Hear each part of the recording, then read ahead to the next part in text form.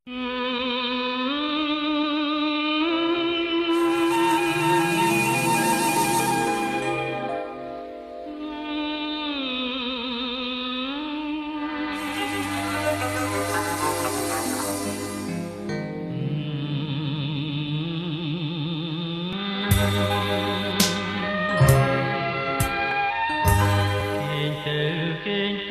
នុស្សសន្តិទាំងឡាយ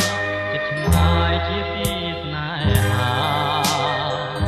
សូមគេងឲ្យបានក្រុមអាត្មាក្នុងគ្រាកងសូមគេងឲ្យបានយល់ឋានសុខសដើម្បីបានយល់រស្មីសង្សារគេងទៅមនុស្សសន្តិទាំងឡាយចិត្តឆ្ងាយដែលក្នុងបែកដីក្រោមមេឃខៀវខ្ចីរស្មីសូរិយាចាំងច្រាលភូមិថាមេតាបោកបងអងអែលសពប្រានគេងទៅបងនៅបំពេអូនថាសូមអ្នកកុំឆ្ងល់នាំឲ្យកង្វល់សូមកុំនឹកដល់រឿងទុំអំពលនាំតែមក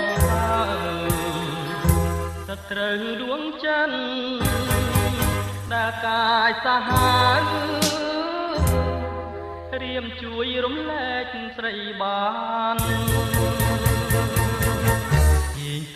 គេងទៅមនុស្សសន្តិទាំងឡាយចិត្តឆ្ងាយដែលក្នុងបែកដីក្រោមមេឃខៀវខ្ចីរស្មីសូរិយាចាំងច្រាលភូមិថាមេតាបោកបងអងអែលសពប្រានគេងទៅបងនៅបំពេអូនថាសូមអ្នកកុំឆ្ងល់នាំឲ្យកង្វល់សូមកុំនឹកដល់រឿងទុំអំពលនាំតែមកសត្រូវដួងច័ន្ទដែលកាយសាហាវរៀមជួយរំលែកស្រីបាន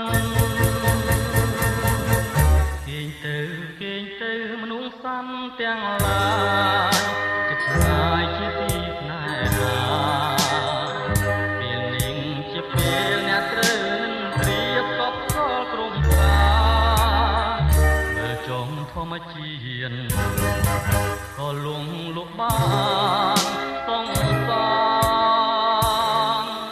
ដោយចំរៀងនេះ